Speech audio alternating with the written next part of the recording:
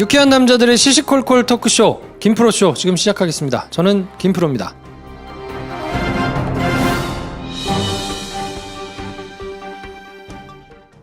오늘 녹음 끝나고 한 잔?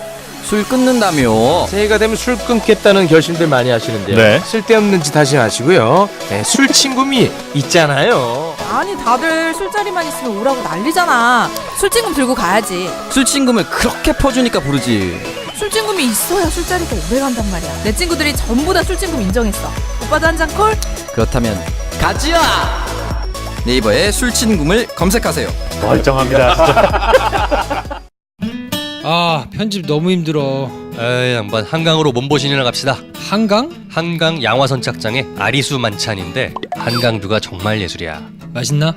각종 해산물 요리에 불고기에 민어에 전복찜 광어회 훈제 연어회. 아 시끄러. 빨리 와. 빨리 가자. 오 지금 바로 가자고? 오케이. 한강에서 즐기는 최고의 정찬 아리수 만찬. 예약 문의는 서울 02-2632-2100.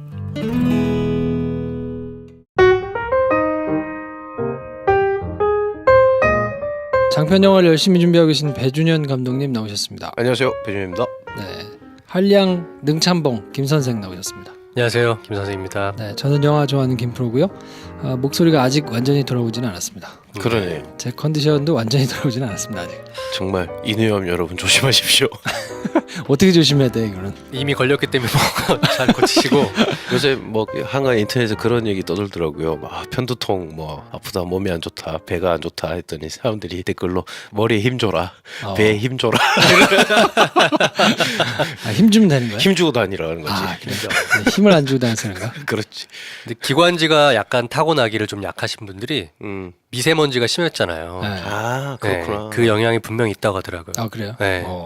아 어떻게 중국을 잡아 죽일까? 진짜 정은이랑 사이도 좋아지는데 그러니까. 좀 쏴달라 그래 그쪽으로? 네, 그쪽으로 좀 살짝 각도를 조금 돌려달라고. 틀어달라 그러자. 네. 이번 주도 지난주에 이제 처음 해본 헤이브로 반응이 아유. 괜찮아가지고 반응 아주 폭발적입니다. 네. 네, 프로. 뭐 사연이 답지하고 있는데 남자분들의 고민 뭐 꼭 연애 고민 이런 거 아니어도 괜찮으니까 네. 네, 하여튼 보내주세요 헤이브로. 심지어 팟빵 게시판에 헤이브로 쪽 관계자분께서 출몰을 하시기 시작하셨습니다. 아 그래요? 네. 아 그렇구나. 야 또 한 번 게시판 들어오기 시작하면 못 헤어나갔는데. 거의 뭐 중독 비슷하게 처음에는 헤이브로에 관련된 글을 답글을 다시는 형식이었는데 나중엔 오늘 제가 먹은 거예요. 그래서 올리기 시작해요. 빠지셨군요. 네. 새 신자로 소개될 예정이십니다. 아 그렇군요. 자 그러면 오늘도 30대 남자분이 사연을 보내주셨는데 네. 일단 헤이브로 사연 먼저 소개하고 가겠습니다. 아 예민한 사연이네요. 읽어볼게요. If you want a lover, I'll do anything you ask me to. And if 30대 남자입니다. 약간 더러운 이야기라 생각하실지 모르겠지만 지극히 자연스럽고 자연적인 사연을 보냅니다. 저는 예, 민, 한 장을 가진 건장한 남자입니다. 이쯤 되면 짐작할 수 있으리라 생각하시는데요. 네, 아침에 규칙적으로 장을 비우고 집을 나오지만 과식을 하거나 라떼 같은 걸 마신 게 좀 안 받거나 하면 영락없이 가스가 찹니다. 문제는 지난 3월 초에 소개팅에서 만난 여자친구 앞에서 브그라고 써주셨지만 방구를 트는 게 부끄러워서 아주 어색하게 사라져야 한다는 겁니다. 영화 예매하기 전에 상영시간 먼저 확인하고 사라지자는 뜻이죠. 영화 볼 때 뭐 안 주워 먹고 시작 전에 밥 먹는 것도 꺼립니다. 여자친구 집에서 놀러가도 화장실 안 쓰려고 노력하고 하여간 좀 그렇습니다. 운전하다 참을 수 없는 방구 타이밍이 오면 창문을 열고 음악 볼륨을 높이는 건 그녀도 다 알겠죠? 어떻게 하면 자연스럽고 아무렇지 않게 방구를 틀 수 있나요? 참고로 형님들 오해하실까봐 노파심에 말씀드린다면 첫 연애 절대 아닙니다. 네. 야 이거 어떻게 해야 됩니까? 고민되겠다. 첫 연애는 아니고 이 소개팅에서 만난 그녀가 가장 마음에 드나 보네. 그러니까 사연을 보낸 거 아니냐? 그 전까지도 똑같은 문제가 있었을 거 아니냐? 마음에 안 들어도 그래도 방구는 좀 연애할 때마다 항상 걸리는 문제 항상 그랬던 것 거. 같은데. 늘 예민하시니까. 네. 자, 이 중에서 연애 횟수가 가장 많으신 우리 김 선생. 그렇지. 네. 어떻게 이 문제는 트고 가는 편입니까? 아니면 저는 선결 과제로 일단 해결하고 갑니다. 아 그래요? 네. 선결 과제. 네, 웬만하면 해결합니다. 아, 네. 거리낌 없이. 처음 소개팅하자마자 그렇지는 않지. 아니, 그러니까 좀 친해지고 이렇게 사귀면 친해지고 나면 그냥 자연스럽게. 네. 이거 근데 많은 분들이 결혼하고도 이거를 약간 터부시하는 커플들이 있던데. 있어요. 그치. 예. 아직도 못 트는 사람들이 많더라고. 예. 제주도 사는 그 제주도 TV도 나오는 제주도 교리? 그 이상순 예. 씨가 바깥에 있는 화장실 간다고 아직도 그런다 막 그런 거 나올 본 것 같아. 제가 친한 분 중에도 이렇게 화장실이 있을 때 못 써가지고 네. 따로 막 쓰고 이런다는 분도 계시고 그러더라고요. 그렇군요. 내 느낌엔 이 둘도 약간 네. 배 감독 김프로도 네. 트는데 시간 좀 걸릴 것 같은데. 그래요? 어때? 참 사람. 그래? 저는 주로 거침없는 편이고. 아 그래요. 전 제가 싫어하는 사람들한테 안 틀려고 노력하는 편이에요. 네. 그래요? 좋아하는 사람들 앞에서 거침없이 튼다. 아 저도 장이 좀 예민하거든요. 아. 장이 예민하다기보다는 뭘 자꾸 쪼먹어서 그렇겠지. 저는 방구는 어쩔 수 없이 다 표시가 나잖아요. 그걸 뭐 숨기고 어쩐다 한다 한들 그러면 자꾸 어딜 나가야 되잖아. 너무 자주 그럼 사라져야 돼. 그리고 장도 장이지만 이 큰 일을 봐야 할 때 그 네. 뭐 여러 명이 있는 데서 큰 일을 봐야 하는데 뭐 이런 일이 종종 있어요. 그 화장실에 휴지가 없는 누추한 뭐 곳에서 작업을 하는 여러 명이 모여 있다. 그럼 전 가자마자 휴지를 이렇게 딱 끼고 아유 일 보고 와야지 이렇게 하는 식으로 그냥 첫 단추를 깨고 쟤는 장이 예민한 애구나. 저걸 그냥 자주 할 수밖에 없는 애구나. 이런 미리 캐릭터로 스타트를 그냥 끊는 거군요. 예, 캐릭터를 가져가야 별로 친하지 않을 때. 그러고 나면 그냥 사람들이 그러려니 하던데. 근데 이거는 어떻게 하면 자연스럽고 아무렇지 않게 틀 수 있나요? 이게 방법이 있나? 참 쉽지 않네요. 그러니까. 자연스럽고 아무렇지도 않게 한 번은 이게 문제가 되는 거 아니에요, 다? 되죠. 틀 때의 어색함. 네. 그냥 각오하고 해야 되는 거 아닌가? 뭐 어쩔 수 없어. 이거는 불가피한 상황이기 때문에 네. 좀 그냥 털어 트고 그렇죠. 다만 하나는 주의하자. 스멜이 많이 날 것 같다면 스멜은 안 그거는 되지. 좀 그렇지. 스멜이 안 되지. 네. 그리고 그냥 미리 경고를 주세요. 뿡! 이러면서 그냥 끼면 돼. 그거 몇 번 하면 그게 약간 두 커플의 어떤 웃음 일종의 포인트가 되기도 하고. 재미가 되는 거지. 근데 이제 그거는 순전히 여자분한테 달린 것 같아요. 그렇지. 여자분이 그거를 아주 싫어하고 또 그런 분도 계시더라고요. 그러니까 집에서 가훈으로 안 트시는 분도 계시더라. 근데 그런 집도 봤어. 정말. 그게 자기 집은 안 튼대. 식구들끼리도 식구들끼리도 자기들은 지킨다는 거예요. 그래요. 깝깝한 집안이네 진짜. 그냥 그럴 필요가 있나 싶은데 네. 자기들 어떻게 그럴 수가 있냐고. 식구들끼리도 안 하니까 그거 하는 거를 정말 무슨 미개인들 보듯이 보시는 분도 계시더라고요. 이쯤에서 제가 아주 추억이 하나 생각이 나는데요. 멀지 않은 과거입니다. 최근에 어떤 분과 함께 같이 지냈습니다. 네. 밤에 너무 졸리고 피곤하고 그래서 새벽이 돼가지고 둘 다 약간 비몽사몽 돼가지고 이렇게 축 늘어져 있는 상황이었어요. 사람이 약간 그 잠들다 보면 경계가 약간 허물어지지 않습니까? 네. 그래서 저 같은 경우는 그런 거에 대해서 거침이 없는데 상대방께서 자기도 모르게 나온 거야. 드셨구나. 네. 네. 소리가 막 크게 나온 것도 아니에요. 되게 귀엽게 쑥뻑 이렇게 나온 거예요. 네. 근데 그 전까지만 해도 비몽사몽 하시던 분이 갑자기 벌떡 일어나더니 어머 내가 뭐 한 거야? 어머 내가 뭐 한 거야? 이러면서 갑자기 담요를 뒤집었더니 밖으로 뛰쳐나갔어요. 그렇군요. 귀엽네. 그래서 괜찮다. 네. 사람 다 그런 거지. 뭘 그러냐 그랬더니 아니 그래도 이게 지금 자기 진짜 부끄러워서 참을 수가 없다고. 그걸 가지고 몇 날 며칠을 놀렸습니다 제가. 네. 이렇게 별게 아니에요. 그럼요. 차라리 그러면 귀여운데 진심으로 정색하시는 분들이 계시단 말이에요. 다행히 제가 지금 말씀드린 그 사연의 주인공은 제가 사귀었던 분은 아니고 그냥 아는 사람이었어. 네. 근데 정말 정색을 하고 진심으로 얘기를 하더라고. 아. 그래서 야 저런 사람도 있구나. 다행이다라고 생각을 했었는데 만약에 상대방이 그래봐. 그럼 이거는 뭐 어색하고 자시고 한 번 그런다고 지나갈 게 아니잖아요. 그렇죠. 헤어지십시오. 네. 그러면 헤어져야지. 그럼 어떻게 만나? 그거 뭐 맞출 수가 없는 거예요, 그거. 근데 그렇다고 왜 이런 거 있잖아요. 일부러 힘을 줘서 뿡 하고 끼시는 분들이 있고 그게 아니면 우리 아버님들. 아니면 어쩔 수 없이 새 나왔을 때 그냥 환기도 재빨리 하고 하지만 그걸 굳이 참지 않는 분이 있고 아니면 그게 징조가 있을 때마다 안절부절 못하고 뛰쳐나가는 이런 세 가지 부류가 있다고 생각하거든요. 전 첫 번째 부류는 좀 피하는 편이에요. 내 후배 중에도 그런 애들이 몇 명 있어. 우리 집 와 며칠씩 와가지고 걔는 그러니까 약간 좀 자기가 자기의 마음이 시원해지려고 가스를 그냥 모아서 힘줘서 뻥 끼는 애들 있잖아. 야, 너 방금 팬티 안 찢어졌냐? 할 정도로. 그 정도만 안 하면 난 괜찮던데. 그래서 우리 엄마도 그렇게 시원하게 지키시더라고. 저희는 서열 1위만 그게 가능한. 약간 그런 포인트 있잖아요. 아, 약간 권위주였구나. 서열 1위만. 그래서 저랑 제 동생이 있을 땐 제가. 내 동생은 약간 이 사연남 같았겠구나. 아무튼 이건 뭐 워낙 다양한 케이스가 있기 때문에 여자분이 그 가풍으로 그거를 금기시하는 집안에서 자란 분만 아니라면 그냥 한 번의 어색함을 하고 스멜만 주의하자. 스멜은 주의해야지. 주의해야지. 네. 그 정도만 저희가 뭐 드릴 수 있는 것 같고. 그쵸. 그럼 어떻게 헤이브로를 해결됩니까 이거? 헤이브로를 비누향으로 어떻게 해결되나요? 아니, 비누를 들고 다니세요. 이거 차 운전할 때 이제 창문 열고 음악 볼륨을 높이고 그 다시방이라 그러지. 탁 열어. 그러면은 여자친구가 조수석에 앉아 있다가 헤이브로를 코에 댑니다. 일종의 루틴으로 만드세요. 그거를 따로 사야 되겠네 고용으로. 그 정도로. 그렇죠. 차에 하나, 집에 하나. 그렇지. 두 개를 놔두셔야 돼요. 야. 근데 나는 제일 궁금한 게 있어. 나는 소리는 그렇게 어느 정도 이렇게 조율이 되거든요. 네. 냄새가 날지 안 날지는 껴봐야 알잖아. 이거 어떻게- 그거는 방법이 있죠. 어떻게 보통 배변을 하고 난 다음에 시간이 가까울수록 그 비례합니다. 아 그래요. 네, 스멜의 양은. 그래.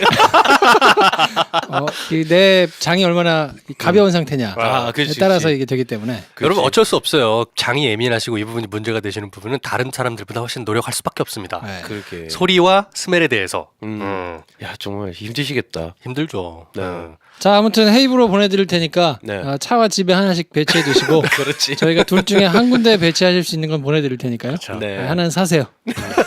차라리 여자친구 백에 넣어주면 어때? 언제 어디서나.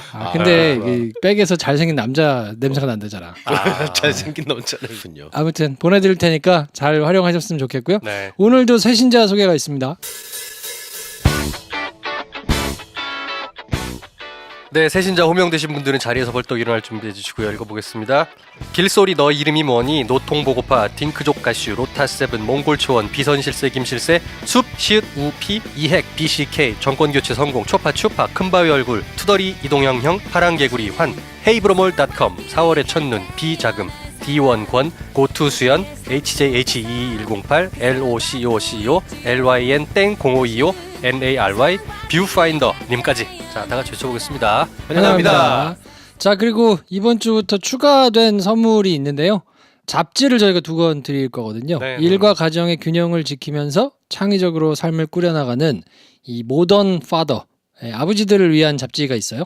골드 저널이라는 잡지가 있고 또 음식과 레스토랑, 국내외 여행과 문화를 다루는 미식 잡지 바앤다이닝이라는 잡지가 2권 있는데 두 개 다 너무 좋은 잡지죠. 요거는 영화평 보내주시는 분들한테 뭐 이건 방송에 소개가 되든 안 되든 상관없이요. 영화평 올려주시는 분들한테 골고루 전해드릴 테니까 볼드저널하고 바앤다이닝 받고 싶으신 분들은 영화평 잘 올려주시면 되고요. 김프로쇼를 도와주시는 분들입니다. 괜찮은 남자를 위한 쉽고 편한 스타일링 헤이브로. 더 행복하고 크리에이티브한 집을 만드는 공간 감수성 키우기 프로젝트 김진애 작가의 집놀이 훌륭한 식재료로 즐기는 만찬 양화선 짝장 2층 한강 아리수 만찬. 상쾌한 아침을 위한 군뱅이 파워웨이 시작 술자리 만병통치약 친구 술친굼 네, 저희는 잠깐 광고 듣고요. 2부에서 노명우 박사님 모시고 찾아뵙겠습니다. 헤이 브로, 샤워할 때마다 샴푸, 폼 클렌징, 바디워시 귀찮지 않아? 그래서 우리가 머리부터 발끝까지 한 번에 해결해줄 올인원 비누를 준비했어. 트러블, 두피, 냄새 제거? 걱정하지 마. 압도적 천연 원료에 명품 향기까지 더했으니까. 기억해, 남자는 비누야. 헤이브로 올인원 파워바. 포털에서 헤이브로를 검색하세요. 대용량과 착한 가격은 덤이야. 헤이브로.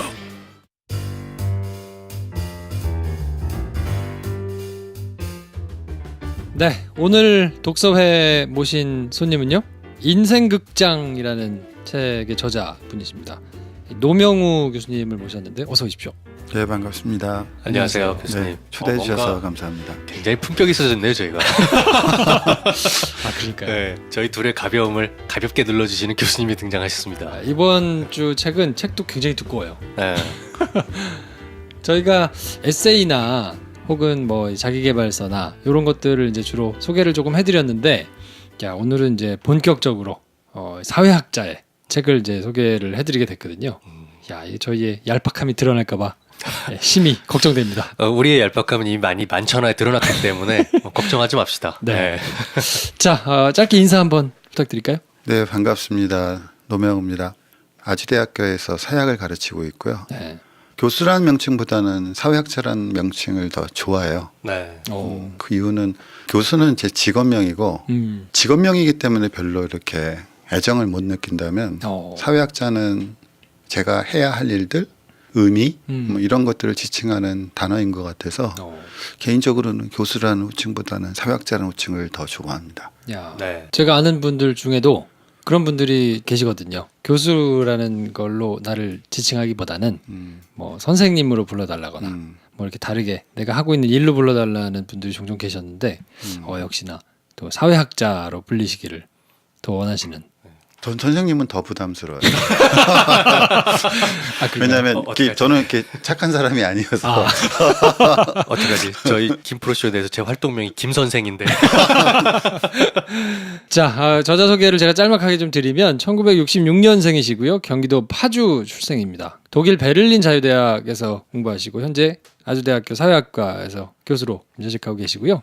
책을 보면 세상 물정의 사회학, 혼자 산다는 것에 대하여, 호모 루덴스, 놀이하는 인간을 꿈꾸다, 뭐 이런 이제 책들이 있는데 특별히 노명우 교수님을 모시게 된 데는 여름 작가님이 본인이 너무 팬이시라고 평소에 책을 너무 이제 즐겨서 보고 너무 팬이어서 자기 사심으로 끼워 넣었어요. 그래서 그래요, 뭐 좋은 분 추천 받으면 좋죠 했더니 책이 400페이지야. 이 사람이 지금 못할 짓을. 그래서 아무튼 저희가 책을 읽었는데 인생극장이라는 제목의 책인데요.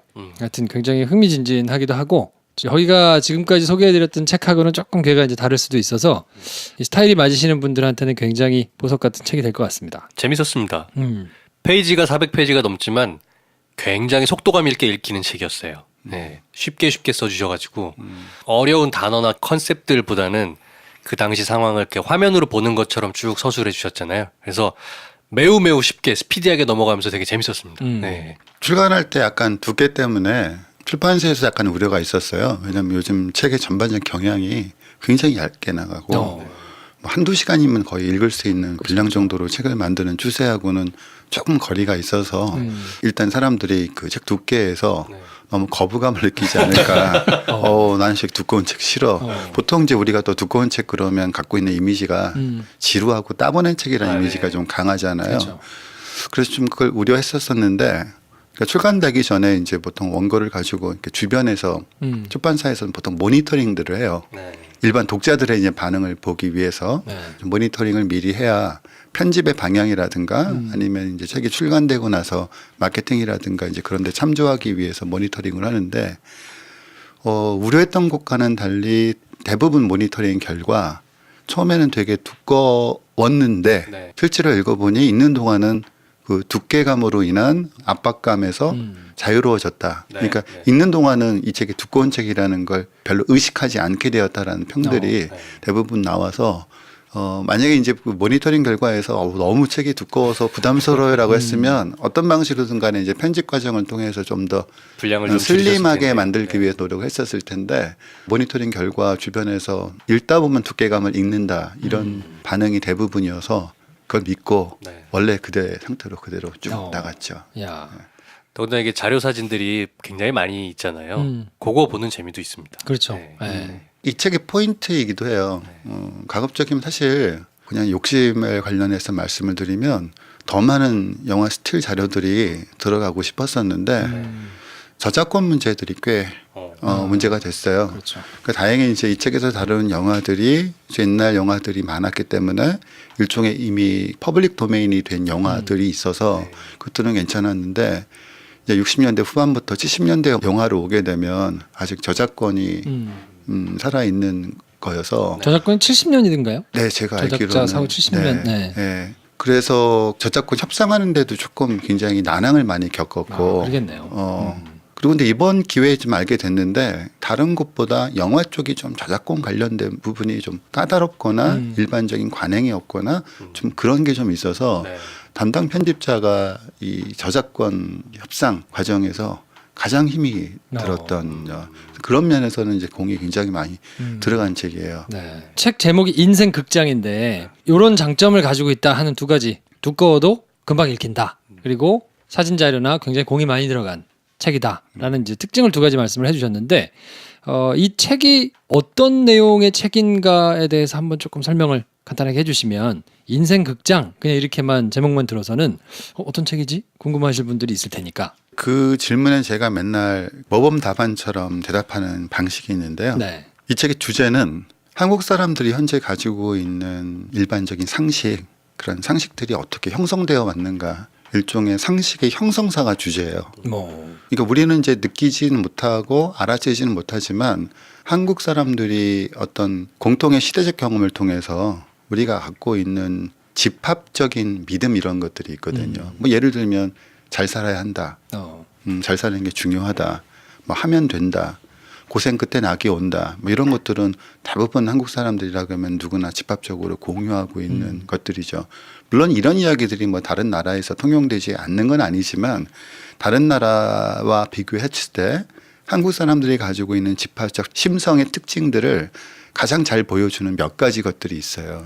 성공에 대한 집착이라든가 네. 공부에 대한 집착 이런 것들도 유독 한국에서 두드러지게 나타나는 이런 현상들이죠.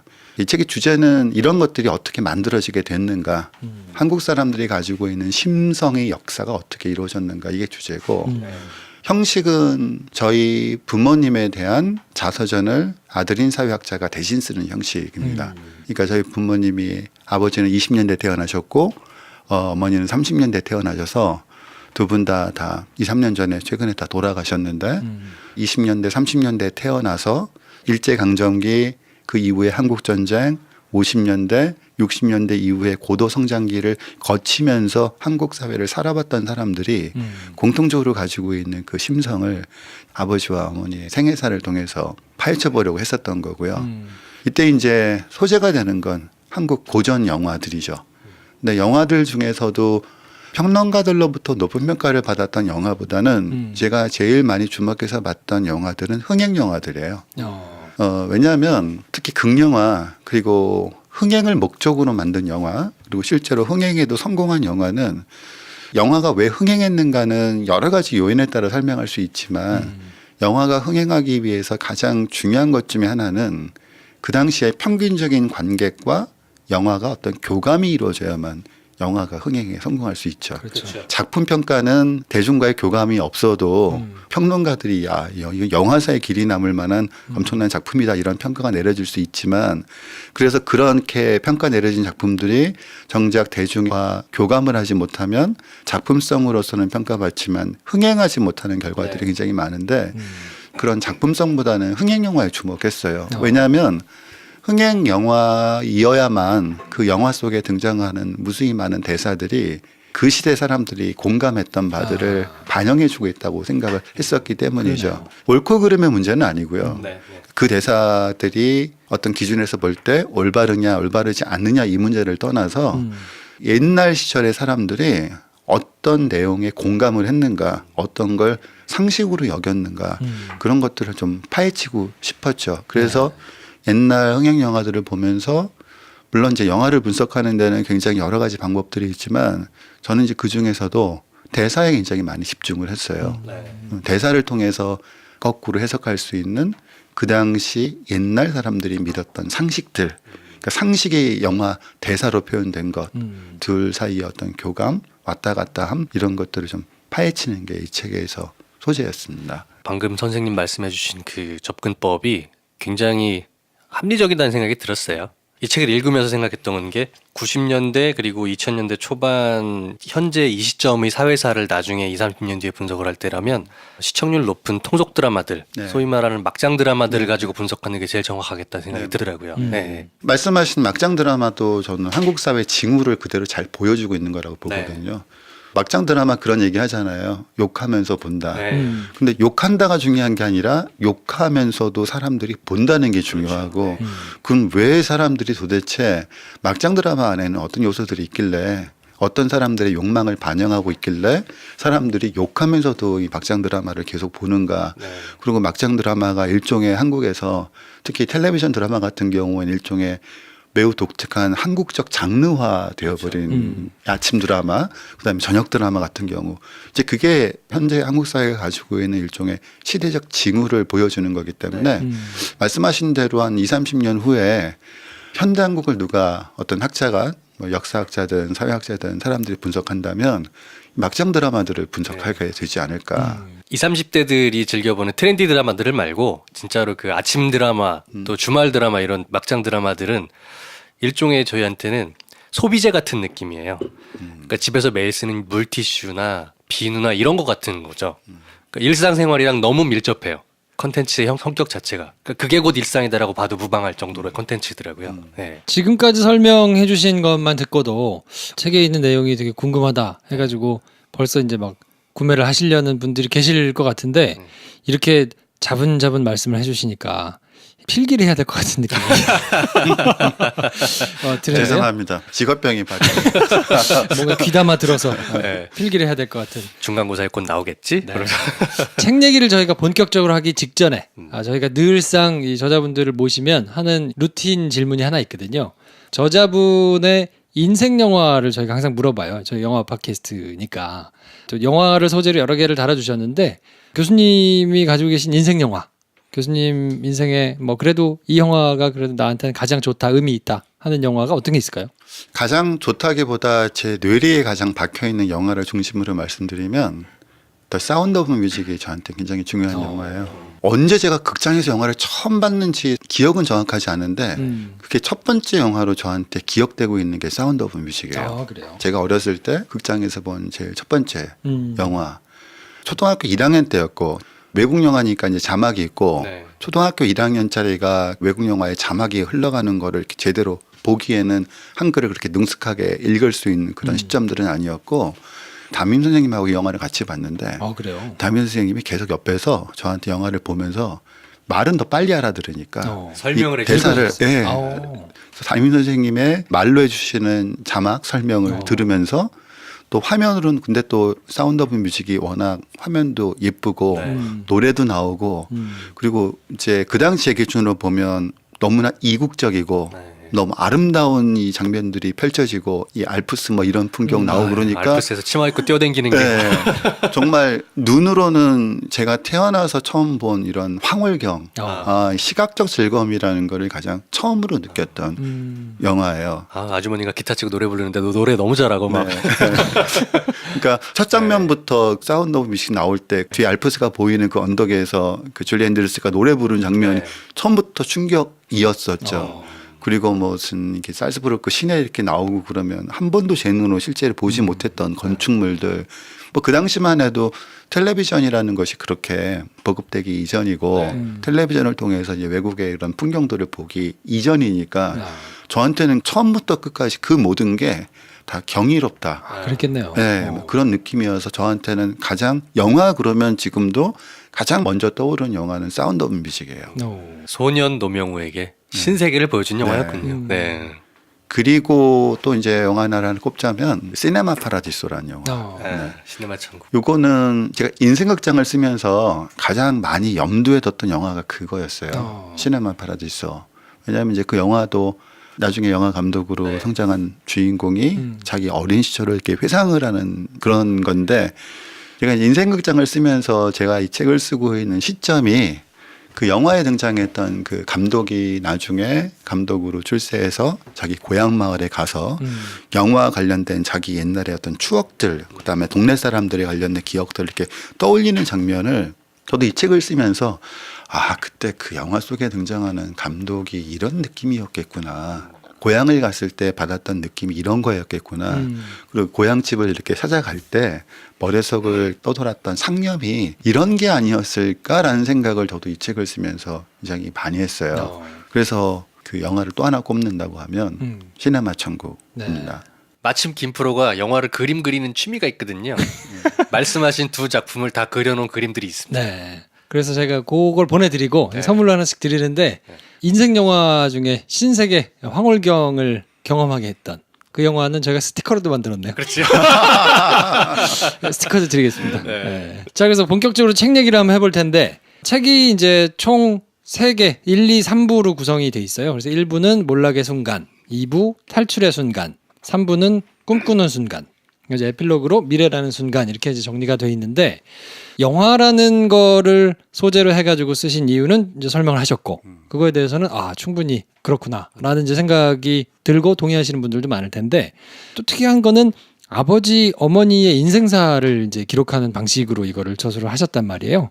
아들이 대신 쓰는 자서전이라는 이제 표현이 책에 담기기도 했는데 그냥 뭐 흥행 영화들을 쭉 짚어가지고 한국 사람들의 그런 상식의 형성 과정을 쭉 적는 거는 뭐 그럴 수 있겠다고 생각이 드는데 그거를 아버지 어머니를 이렇게 해가지고 쓰시게 된 특별한 계기 이런 게 있을까요? 부모님이 돌아가시고 나서 누구나 이제 그렇겠지만 장례식이 끝나고 나서 그런 질문들이 쏟아졌거든요. 저한테 아버지는 어떤 사람이었는가, 어머니는 어떤 사람이었는가. 그 질문이 저에게 던져졌는데 제가 거기에 대해서 대답하는 게 별로 할 수 있는 대답이 별로 없었어요. 그 얘기는 어떤 말씀이냐면 몇몇 정보들은 알고 있죠. 몇 년도에 태어나셨고 언제 결혼을 하셨고 첫째 아이를 언제 낳으셨고 근데 이건 그냥 정보일 뿐이고 근데 사람은 정보로만 구성되어 있는 존재가 아니니까요. 그러니까 사람을 안다는 건 그 사람이 마음속에 품고 있는 생각 그걸 우리가 알아야 그리고 그것이 그 사람이 마음속에 어떤 생각을 품고 있는지를 알아야만 그 사람을 비로소 안다고 이야기할 수 있을 텐데 그런 면에서 보면 아버지와 어머니를 잘 몰랐다라는 생각이 더 깊게 들었어요. 정보만 알고 있지 그분들이 마음속에 담고 있었던 심정은 잘 모른다. 그때 이제 저한테 가장 떠올랐던 중요한 단어, 키워드가 심정이라는 단어였었는데요. 그러니까 누구나 다 저절로 뭐 세상을 살면서 세상에 대한 감정 내지는 세상에 대한 해석을 품게 되죠. 저절로 생기는 거니까요.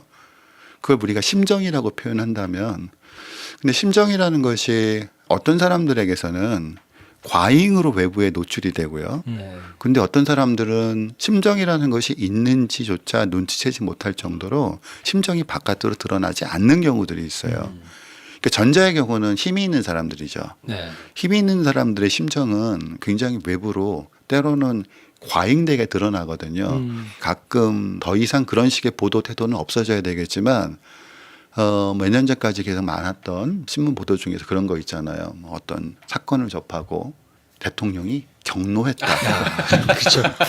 경노라는 표현. 경노라는 이 심정으로 모든 걸 다 묻어버리는 거잖아요. 그러니까 정확하게 보도가 되려면 예를 들어서 어떤 사안에 대해서 대통령이 이러저러한 이유로 그런 점에 대해서 비판적인 의견을 보였다. 이게 이제 정확한 걸 텐데 그걸 경로라고 한 단어로 경로. 경로로 그냥 다 하면 그렇게 되면 이제 주변 사람들은 난리가 나겠죠. 경로했다고 하니까 왜 경로하셨냐. 경로의 이유와 원인들을 따지기 위해서 그러니까 부대에서 타단장이 경로하면 아래로 난리가 나는 것처럼 왜 그런지 이유를 찾아내는 것처럼 이렇게 과잉 해석되고 과잉 전달되는 심정이 있어요.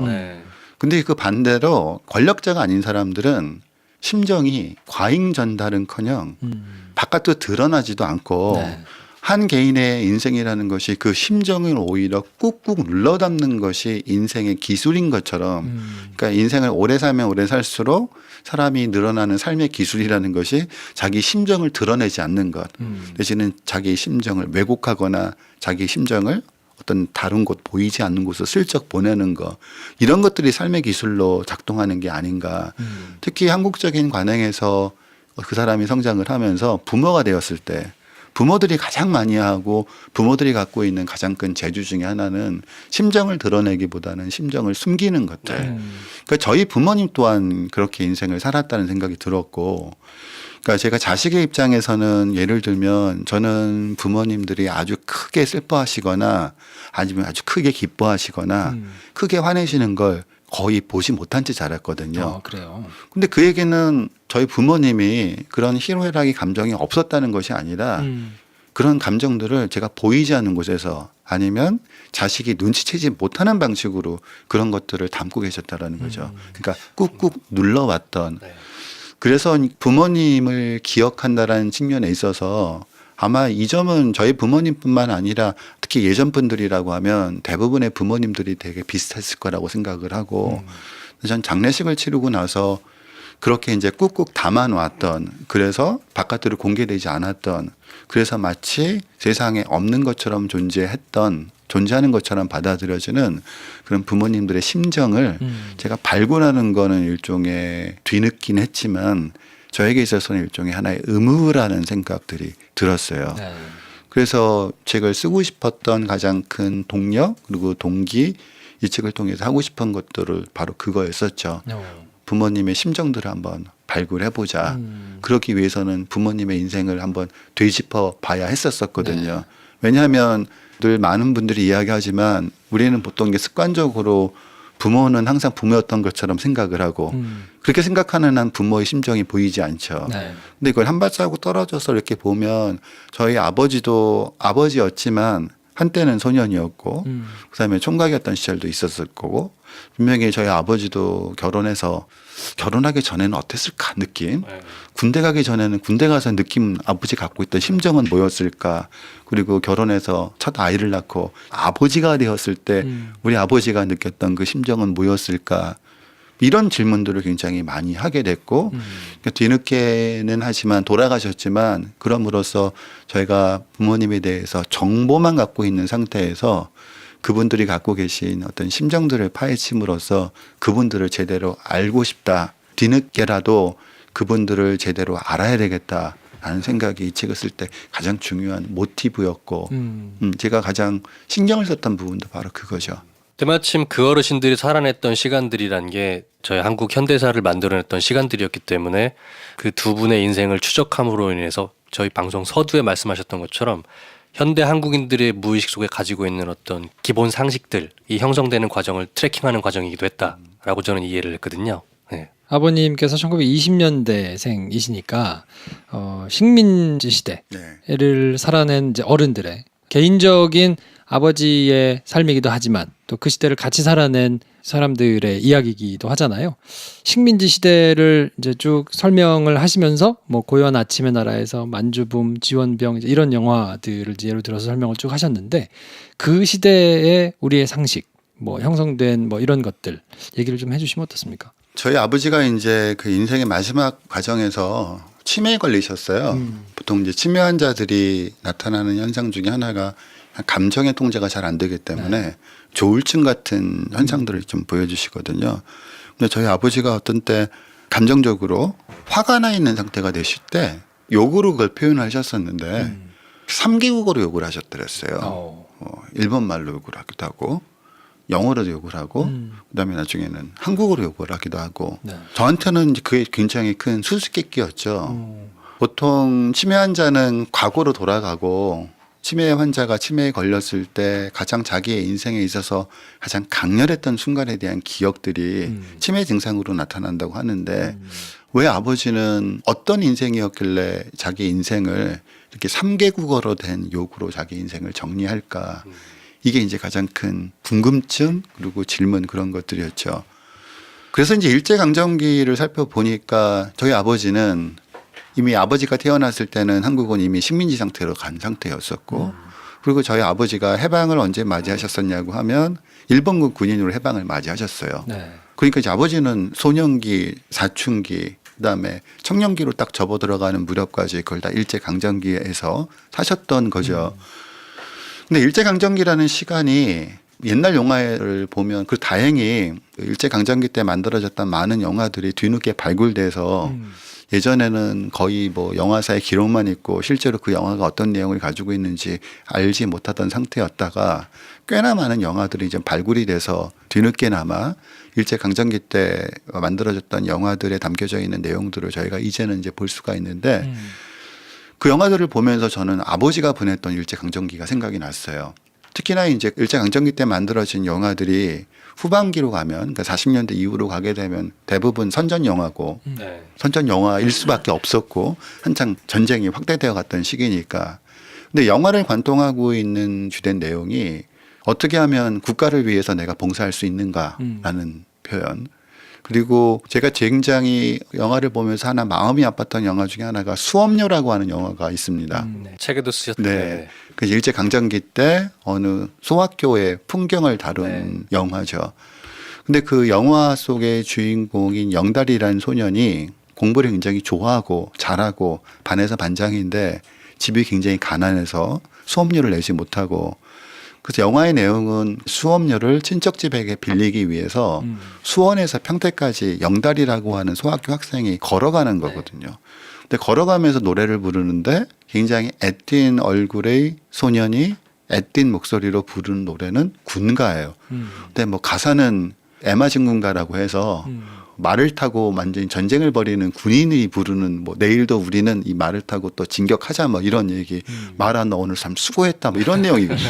그러니까 저는 영화를 볼 때 너무 애띤 표정 아이와 애띤 목소리와 그리고 공부를 하기 위해서 수원에서 평택까지 걸어가고 있는 상황과 그 아이가 부르는 군가 사이의 완벽한 불일치, 그 언밸런스. 네. 도대체 이게 뭔가 저한테 굉장히 강력하게 충격적인 것들이었거든요. 근데 보면 저희 아버지가 살았던 일제 강점기라는 것이 그런 시대였었던 거죠. 40년대 영화에 많이 등장하는 우리 나중에 뭐 국기에 대한 맹세를 연상시키게 되는 한국 신민의 서사를 낭독하는 장면이라든가, 그리고 어린아이라는 개념이 아예 없었고 그 당시 가장 인기 있고 유명했던 어린이 잡지 이름이 소국민이라는 잡지가 있었었는데, 그러니까 국민 앞에다가 작을 소자를 붙이는 거죠. 그러니까 교육의 목적 자체가 소국민을 국민으로 만드는 것이 교육의 목적인 거고, 지금 우리가 교육의 목적이라 생각하고 있는 것처럼 개인의 창의성의 개발이나 발전과 같은 개념들은 전혀 들어와 있지 않고 오로지 교육의 목적 자체가 소국민을 국민으로 만드는 것, 그리고 그 과정 속에서 얼마나 개인들이 국가를 위해서 내가 무엇을 희생할 수 있는가를 주로 배우는 게 그런 거였고, 그러니까 아버지가 일제강점기 동안 교육을 받았다고 하면 아버지는 학교에서 내내 그런 이데올로기들을 알게 모르게 저절로 습득하실 수밖에 없었을 거고, 그러다가 보니까 저희 아버지는 그런 분이셨거든요. 대부분 많은 노인분들이 그러는 것처럼 국가에게 뭔가를 요구하는 걸 요구할 수 없다고 생각하시는 분이었어요. 있을 수 없는 일이죠. 네. 그러니까 국가에 대해서 뭔가를 요구하는 사람을 나쁜 사람들, 심하면 빨갱이로 생각하는, 빨갱이가 아니고서는 국가에 뭔가를 요구할 수 없다. 그리고 국가가 뭔가 잘못했다고 국가에게 대해서 대항할 수 없다고 생각하시는 분들이었어요. 왜 아버지가 이제 이런 생각들을 늘 갖고 계신가 궁금했는데, 일제강점기 영화를 보면서 왜 아버지가 그런 생각을 하셨는지 그때서야 이제 비로소 이해하게 됐던 거죠. 아버지는 인생을 통해서 한 번도 국가를 위해서 당신이 뭔가를 할 것이 무엇인가만 생각하셨던 분이지, 개인이 국가에게 뭔가를 요구할 수 있다 내지는 국가는 개인을 보호하기 위해서 있다, 그러니까 국가의 존재 이유가 국민들을 보호하기 위해서 있다라는 이런 발상들을 전혀 가질 수 없었던 분. 그런 개념조차 생각할 이유가 없었던 분이시군요. 네. 그러니까 저희 아버지가 사셨던 일제 강점기가 바로 그런 거죠.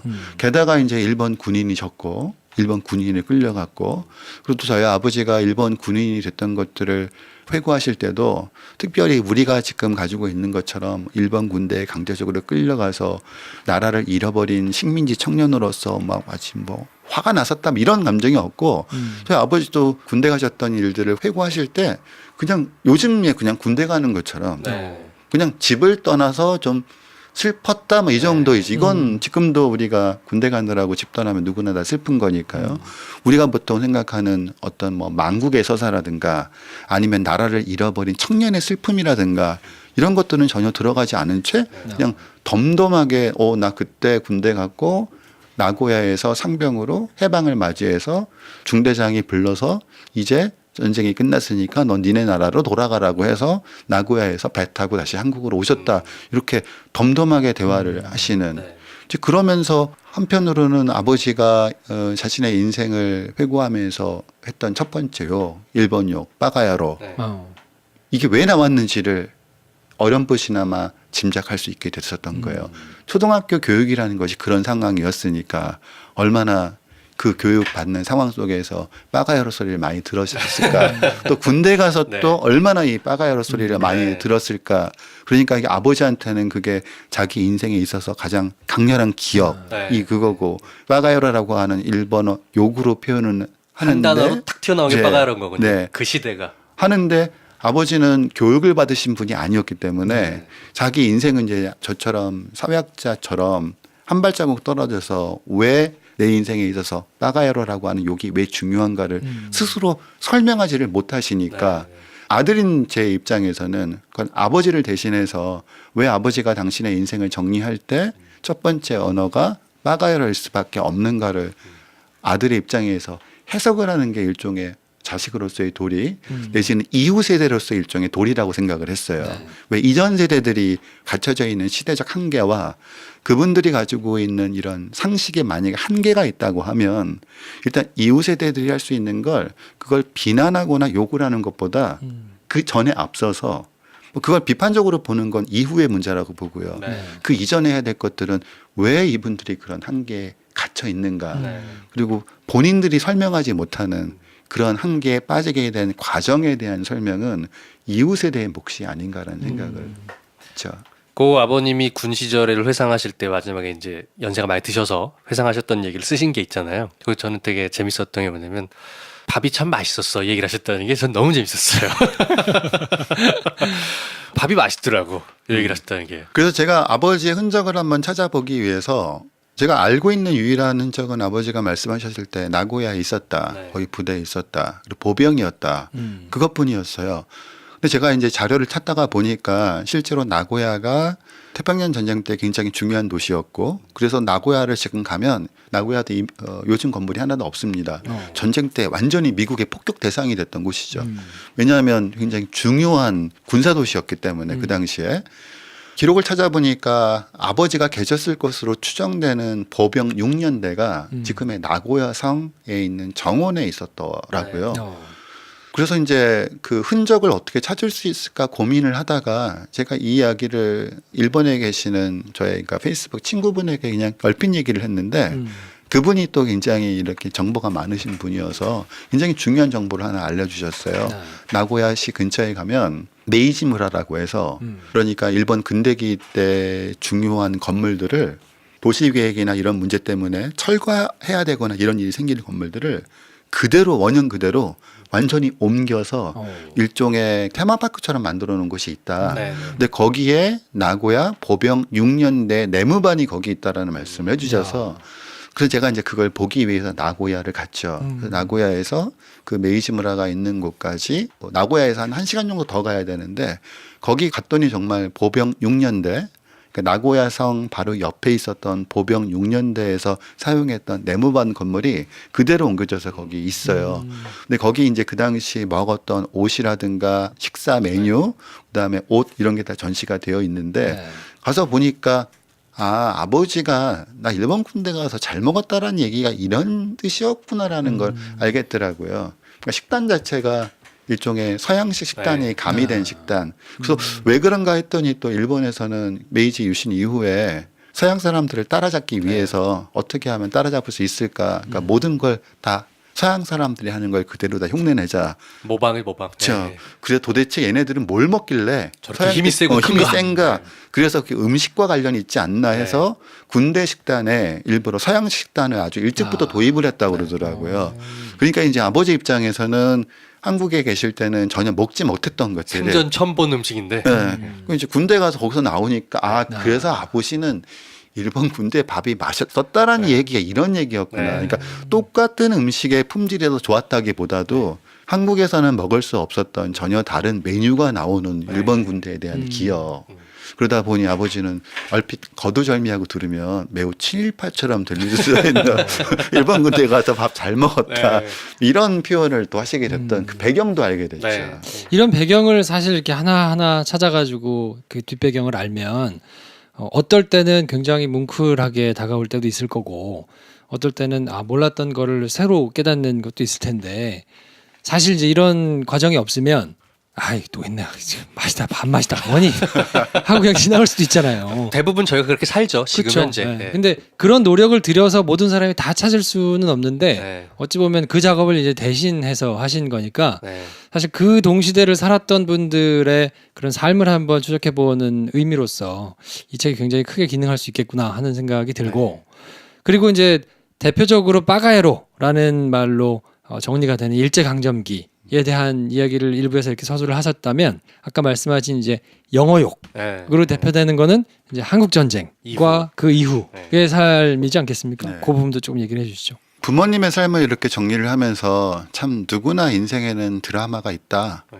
정말 대하소설이다라는 생각을 하게 됐어요. 왜냐하면 저희 아버지는 충청도 분이시고 네. 저희 어머니는 서울 분이신데 진짜 인생이라는 건 우연한 요소들이 개입하면서 인생이 어떻게 전개될지 아무도 모르는 채 펼쳐지는 것이 인생이구나라는 생각을 했던 게 제가 곰곰이 생각해 보니까 한국 전쟁은 국가적 차원에서 보면 비극이죠. 네. 근데 또 달리 생각해 보니까 한국 전쟁이 없었으면 제가 이 세상에 없었을지도 모른다는 생각을 하게 됐어요. 아, 그래요? 왜냐하면 저희 부모님은 한국 전쟁 때문에 만나신 거니까요.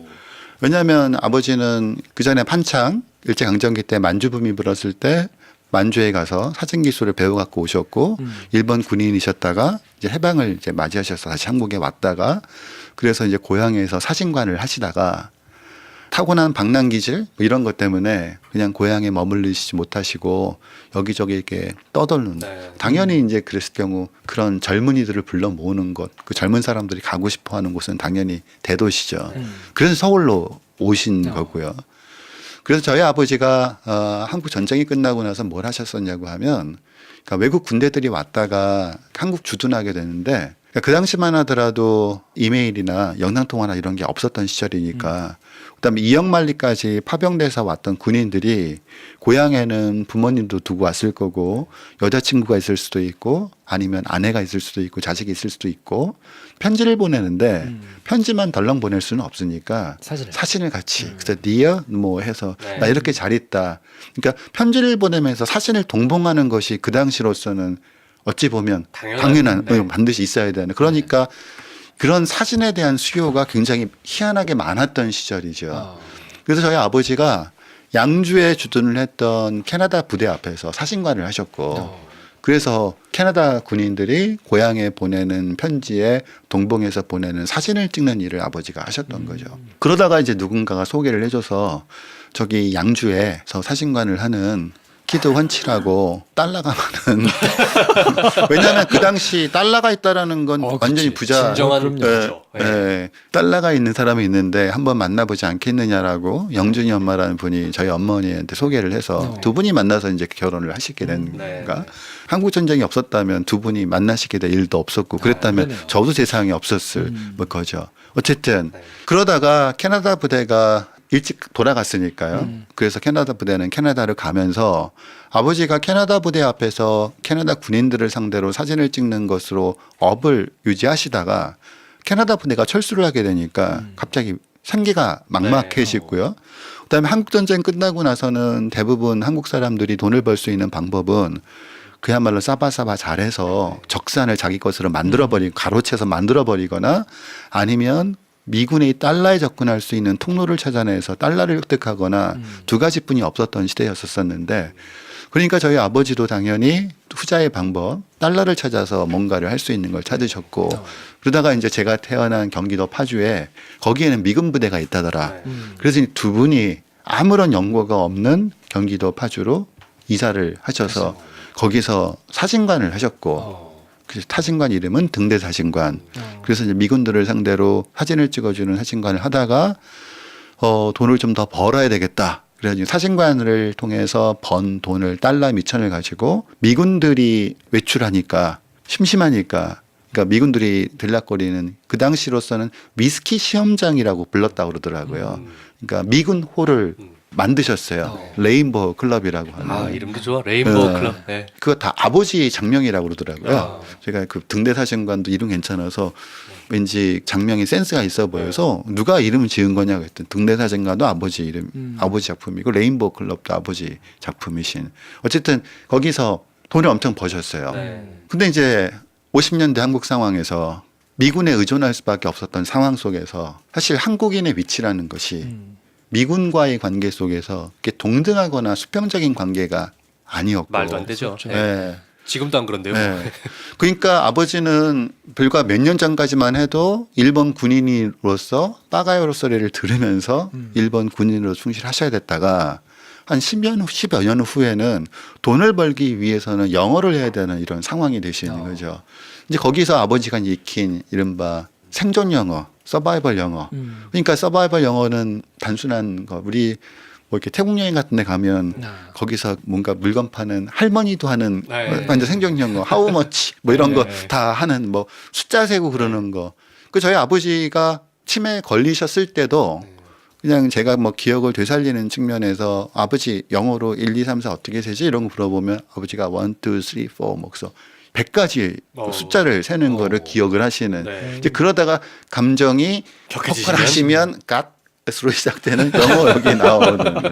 그러니까 네. 아버지의 그 가스로 시작하는 그 영어욕은 50년대에 전쟁 이후를 살아야만 했던 한국 남자가 가지고 있는 그 어떤 느낌과 정서를 아버지는 그 가수로 시작하는 영어 용어 하나로 다 표현해 주는 거예요. 그러니까 저도 아버지 생애를 이렇게 거꾸로 가슬로 올라가다 보니까 왜 아버지가 그 세 가지 욕 중에서 두 번째로 가수로 시작하는 영어 욕이 나올 수밖에 없었는가가 50년대 이른바 기지촌 상황. 네. 전쟁 이후에 전쟁이 다 파괴되고 거의 사람들이 일종의 뭐 박완 선생님이 쓰셨던 표현을 그대로 빌리자면 벌레의 시간을 살고 있는 듯한 그 느낌 속에서 생존해야 했던 사람들이 분명히 어떤 마음의 자존심의 상처라든가 이런 건 있었을 테지만 그런 자존심의 상처들을 드러내기에는 생계의 압박이라는 것은 더욱더 강한 시절이고 그러다 보니 이제 그런 상황 속에서 사람들이 꾹꾹 누를 수밖에 없었던 심정들이 또 있었을 거고 이제 그게 이제 아버지한테는 가수로 시작되는 욕으로 표현됐던 게 아닌가 그런 생각을 했었죠. 요 이야기들이 그 방송만 들으시는 분들도 이것만 들어도 되게 흥미진진하잖아요. 근데 책에 보면 훨씬 디테일하고 재밌거든요. 저희가 지금 방금 말씀해 주신 내용이 재밌었다 그러면 책을 한번 꼭 보세요. 진짜 재밌어요. 네. 네. 사진하고 같이 네. 보실 수 있습니다. 네. 파주군 광탄면, 그렇다면 네. 신산리. 네. 야 이거 제가 그 광탄면 신산리 밑에 살았었거든요. 그래? 그 이제 파주군 광탄면 밑에 보면 조리면이라는 데가 있습니다. 조리면 잘 알죠. 그렇죠. 네. 예. 제가 조리면에 좀 살았었어요. 아. 예. 그래서 이걸 보는데 되게 반갑더라고요. 왜냐면 그 위에 이제 부대가 있거든요. 네.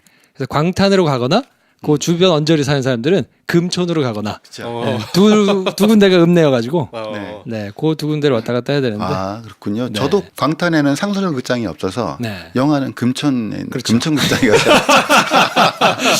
아, 그렇죠. 목욕탕도 금촌에 있고 네. 목욕탕은 저는 용주골로 갔던 기억이 나요. 용주골. 그냥 광탄에 살았으니까 저는 광탄보다 밑에여가지고 네. 네. 아 아무튼 그래서 이게 저는 책을 읽으면서 되게 반가웠거든요. 야 이거 쉽게 나오기 힘든 지역인데 그렇게 따지면 저도 이제 아버님이 태어나신 공주, 제 고향 공주거든요. 아. 그리고 사진관 하셨던 조치원. 네. 조치원 잘합니다. 네. 제가 대충 충청도 사람이거든요. 자, 그래서 그 지금 이제 전후 미군들과의 상황 이런 것들을 좀 정리해 주셨는데 저는 그 보면서 조금 눈에 들어왔던 게 그 시절에 이제 아메리카라는 거는 어떻게 보면 이상향 뭐 이런 거잖아요. 근데 이상향과 아메리칸 드림의 분위기를 느낄 수 있는 곳으로 이제 명동을 꼽았다고 네. 하는데 사실 저는 이제 그런 경험은 없으니까 워낙 오래된 일이고 어땠습니까? 명동의 분위기. 명동은 처음 형성됐을 때는 그러니까 일제 강점기 때 일본 소비 문화가 가장 먼저 들어왔던 네. 곳이기도 했고 그러다가 해방 이후에는 가장 드라마틱하게 변한 곳이 또 명동이기도 하죠. 왜냐하면 지금 신세계 백화점으로 사용되고 있었던 예전에 일본 백화점이었던 곳이 네. 해방 이후에는 참 지금 생각해 보면 어떻게 그런 일이 있었을까 싶은 미군 PX였던 미스코시 백화점. 그렇죠. 네. 미군 PX가 되는. 그러니까 박완 선생님 남옥에도 등장하는 그 PX 얘기가 바로 그 지금의 현재 신세계백화점 그 자리죠. 그러다 보니까 명동이 그 어느 곳보다 미국의 문화, 미국의 군수 물자, 그 시레이션 내지는 다양한 루트로 이렇게 공급되는 미제 물건들이 가장 먼저 도착하는 곳이 명동이었고. 그래서 50년대 가장 큰 화제작이었던 자유부인에 네. 등장하는 그러니까 자유부인이 점원으로 취직한 파리 양행이라는 곳이 있었던 곳도 명동이죠, 바로 명동. 파리 양행. 음. 저희가 독서회도 하지만 역사를 일주일에 하나씩 하거든요. 우연치 않게 지난주, 지지난주 이런 얘기를 좀 했는데 일본이 점하고 있었던 자리가 사실 조선시대 말부터 일제시대까지는 가장 요지였지 않겠냐. 모든 면에서 쇼핑이면 쇼핑, 주둔지면 주둔지. 근데 싹 빠진 자리에 제일 요지니까 당연히 미군이 들어왔겠지라는 논리가 성립되더라고요. 그래서 용산도 원래 일본군이 일본 기지를 썼던데 군이 그 미군 기지가 되고 있고 그런 컨셉이 이해가 되더라고요. 네. 이런 걸 보면 참 그 이전 세대들이 정말 드라마틱한 삶을 살 수밖에 없었다는 생각이 들어요. 10여 년 전까지만 해도 출세를 하려면 일본어를 잘해야만 출세를 하던 시대에서 갑자기 10년 후에 영어를 잘해요. 그러니까 10년 전에는 당연히 일본이 미국하고 전쟁을 했으니까 그 당시 감각으로는 미국은 적국이었겠죠. 네. 그러다 갑자기 10년 후에는 그 10년 전엔 적국이었던 미국의 언어를 잘해야만 그나마 먹고 살 수 있거나 출세길이 열릴 수도 있는 이런 희한한. 근데 우리 같은 경우에는 아무리 이렇게 변화를 겪었다고 하더라도 저도 이렇게 일제 강점기 때 이후에 일본어의 세계에서 바로 해방 이후에 영어의 세계로 바뀌는 듯한 이런 급 반전은 제 인상에서는 지금까지는 없었었거든요. 근데 그 이전 세대들이 정말 그런 면에서 보면 사람이 10년 만에 일본어의 세계에서 영어의 세계로 바뀌는 과정을 거기에 사람이 적응을 해야 되는 거니까요. 참 그게 참 엄청난 변신을 요구로 하는 사회적인 압박이었겠구나라는 생각들을 하게 돼요. 네. 말도 안 되게 힘들게 살아왔던 시기일 것 같아요. 책을 보면서 그 생각을 했거든요. 내가 만약에 저 시대에 살았던 사람이면 어땠을까라는 가정을 좀 해보는 거죠. 야, 이거 어떻게 살아야 되지? 이런 생각을 많이 했어요. 네. 네. 돈은 잘 벌었을 거야. 물론 뭐 적응은 잘합니다만. 네. 원래 그 급변의 시기가 재주 있는 분들한테는 찬스죠. 우리끼리 레인보우 클럽에서 하고 있었겠지.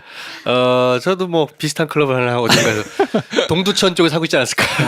정말 농담이었고 네. 한편의 대하 드라마를 보는 것 같은 느낌으로 네. 지금 한 시간을 쭉 이렇게 채워오고 있는데 네. 이제 일제 강점기 그리고 이제 미군이 주도하던 한국 전쟁 전후 시대를 지나면 당연히 뭐 이승만과 박정희 뭐 이제 그 이후를 이제 살아야 될 텐데 이렇게 하면 이제 너무 진짜로 대하 드라마가 되니까 조금 남겨둬야죠 그 부분은. 그렇죠. 네, 책에서 확인을 이제 하실 수 있으니까 책을 한번 구해가지고 한번 보시면 좋을 것 같고 저희가 저자분들 모시고 하는 방송 중에서 가장 민망한 시간이 있습니다. 저자분을 앞에다 놓고 자기가 각자 좋았던 부분을 낭독하는 시간이 있거든요. 이게 해도 적응이 안 된다. 당하시는 분은 굉장히 난감한데 청취자분들은 굉장히 좋아하세요. 네, 그럼 이제 저는 지금부터 민망해하겠습니다. 읽는 저희도 되게 민망해요, 사실은. 네. 그래서 김 선생이 인생극장에서 네. 가장 마음에 와서 바뀌었던 마음에 들었던 부분이 어떤 부분인지 한번 좀 네. 소개를 해주실까요? 4.19에 대한 이야기예요. 4.19와 그 시기를 지났던 장사미사들의 일반적인 생각들에 대한 짧은 글을 쓴 게 있었는데 저는 이 부분이 되게 인상적이었습니다. 길지 않으니까 한번 읽어볼게요. 40대 남자가 국가를 맡았다는 불안감보다는 새로운 시대, 새로운 희망을 기대하는 심정이 컸던 시절이었다. 박정희가 독재자가 되리라고는 누구도 예상치 못했다. 온 사회가 4.19 혁명에서 맛본 승리감, 해낼 수 있다는 자신감으로 끌어올랐다. 긍정적인 변화에 대한 기대감, 그 모든 심정은 4.19 혁명이라는 단어 하나로 압축되었다. 멜로드라마에도 4.19 혁명 장면이 나오고 영화 돌아온 사나이에서는 등장인물이 불의와 협잡으로 가득 찬 위정자들을 몽롱한 꿈속에서 깨우쳐야 한단 말이야 라고 강조했던 것처럼 말이다. 노인의 눈에 4.19 혁명은 변화의 시작, 전환점을 의미하는 기호였기에 손녀딸이 첫 출근을 하는 날 할머니는 4.19 혁명 이후 혹 월급이 선불로 바뀌었을까 기대하기도 한다. 혁명 이전이나 이후나 월급은 후불제라는 사실을 손녀딸에게 전해들은 할머니는 4.19 혁명도 별 수가 없구나 라며 실망한다. 이처럼 4.19 혁명은 모든 극적인 변화의 상징이나 마찬가지였다.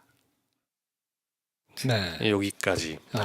왜 좋았냐면 교수님이 쓰신 저자의 의도와는 좀 다를 수 있으나 저는 어떻게 읽혔냐면 4.19를 이제 후세대에서 저희가 느낄 때 교육받은 것에 대해서는 굉장히 어떤 거대한 이념 그리고 시대의 전환 거대한 역사의 바뀜 이렇게 배우고 있잖아요. 근데 사실 그 시대를 살았던 사람들에게도 물론 그런 거대한 변화의 단초이기도 하지만 사실은 4.19가 되면 월급이 선불로 바뀔라나 정도의 그런 일상이 살아가는 사람들의 입장에서는 내 삶의 큰 변화라는 게 그런 변화라는 거죠. 네. 그 시대를 살아보지 않고 멀리서 바라보는 사람들에게는 뭔가 거대한 이념이나 이즘이 앞서가는 것 같지만 실은 그 시대를 사는 실제 그 사람에게는 내 삶에서 제일 중요한 변화들이 이런 굉장히 실증적이고 자잘한 것들이 변화라는 거죠.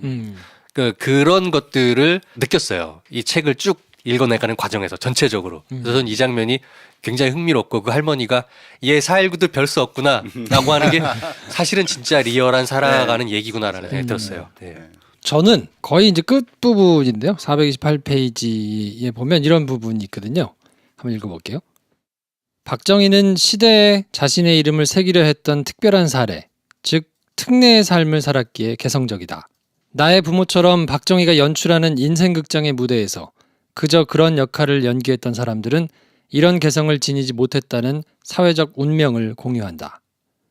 특례가 아닌 범례의 삶을 살았기에 이들은 서로를 동시대인으로 만들어준다. 이 책 인생극장은 그리하여 내 부모의 인생 기록이기도 하지만 그들과 동시대인이었던 모든 인생의 기록이기도 하다. 보통 사람은 자신의 뜻이 아니라 시대에 자신의 의지를 칠하려는 특례의 사람이 부여한 조건 속에서 삶을 살아낸다. 군복을 입으라면 입고 새마을 모자를 쓰라면 쓰고 혼분식을 하라면 해야 했다. 또 머리를 자르라면 자르고 짧은 치마를 금지하면 긴 치마를 입었다. 그들에게 주어진 선택은 언제나 제한적이었기에 그들의 인생 궤적에는 시대가 그들에게 강요했던 조건들이 해독돼야 할 코드로 기록되어 있다. 그 코드를 해독하는 건 이후 세대인 우리의 몫이다. 네, 저는 이 부분이 왜 좋았냐면 사실 여름 작가님이 이 책을 추천해가지고 읽을 때 그랬거든요. 제가 야 내가 우리 아버지 어머니 인생도 모르는데 이 잘 알지도 못하는 교수님 어머니 아버지의 인생을 내가 왜 보고 있어야 되니 하면서 투덜거리면서 책을 사실은 시작을 했단 말이에요. 한참을 읽다가 이제 책이 끝날 때쯤에서 제가 이제 든 생각은 이거는 특정한 사람의 인생이 아니라 이 시대를 살아낸 우리 아버지 어머니 할아버지 할머니의 인생이 담겨 있는 그 코드를 해독해낸 작업을 내가 지금 보는 거구나. 내가 이 작업을 똑같이 할 수는 없지만 이걸 통해서 굉장히 많은 부분을 깨우칠 수 있겠구나 하는 생각을 해서 저는 굉장히 좋았거든요. 그래서 똑같은 의미로 책을 좀 추천을 해드리고 싶어요. 내가 공을 들여가지고 우리 아버지 어머니의 인생을 되짚으면서 막 이렇게 이해하려고 노력하는 거는 쉽지 않은 일이지만 이렇게 작업을 해놓으신 것을 읽으면서 그분들을 조금 더 이해할 수 있는 그런 시간을 갖는다면 굉장히 의미가 좀 있지 않겠나 뭐 이런 생각을 했습니다. 덧붙여서 저는 그런 생각을 했어요. 지난 10년 동안에 역사를 똑바로 보려 하는 시각들을 많이 억눌렀잖아요. 굉장히 여러 가지 정치적 이유 때문에. 그래서 국제시장이라는 영화를 보면서 되게 퇴행적이라는 느낌을 많이 받았어요. 그러니까 물론 팩트를 다루고 있는 면도 있죠. 그 텍스트도. 근데 굉장히 한쪽 면만 부각해서 그리고 어떤 특정한 내세우고 싶은 얘기들만 하는 텍스트였단 말이죠. 그리고 그거는 김대중 노무현 시대를 지나면서 이미 우리가 극복했다고 생각했던 바로 퇴행적인 면모였어요. 그걸 보면서 굉장히 슬펐는데 우리 대중문화가 이렇게 퇴행하고 있다는 생각 때문에 국제시장이랑 비교해서 한번 보시면 이 인생극장이 얼마나 360도로 돌면서 이 시대를 조망하고 있는지에 대해서 보실 수가 있어요. 저는 그런 면에서 추천을 드리고 싶습니다.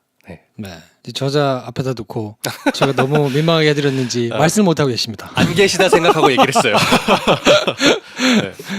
저희가 1시간 동안 이제 뭐 이렇게 설명을 하고 얘기도 듣고 했는데 어떻습니까? 이렇게 책을 주제로 얘기를 한번 해보시니까 뭐 팟캐스트가 그렇게 익숙하지는 않으셨다고 제가 처음에 이제 전해 들었는데 어떠셨습니까? 자유롭고 좋습니다. 아무 대본도 없고 녹음 시작할 때 어떤 이야기들이 나올지 전혀 모르는 상태에서 이런 자유로움이 좋은 것 같아요. 그러니까 뭐 너무 잘 짜여진 대본이 있는 방송보다 어떤 이야기 나올지 모르는 상태에서 이야기를 하다가 보니까 보통 대본이 있는 방송을 하면 그런 느낌이거든요. 대본을 소화했다라는 느낌인데 오늘은 이렇게 대본을 소화했다는 느낌보다 대화를 잘 나누었다. 아. 예, 그 느낌이 더 강해서 좋습니다. 네. 역시 품격 있게 말씀하시는군요. 물론 네. 저희들끼리 대본이 있습니다. 예, 근데 그걸 이제 사전에 공유하면 말씀하신 대로 생각이 많아져가지고 네. 막 이렇게 얽매여서 조금 어색해지거든요. 네. 그래서 저희가 스킬로 사용하고는 있습니다만 네.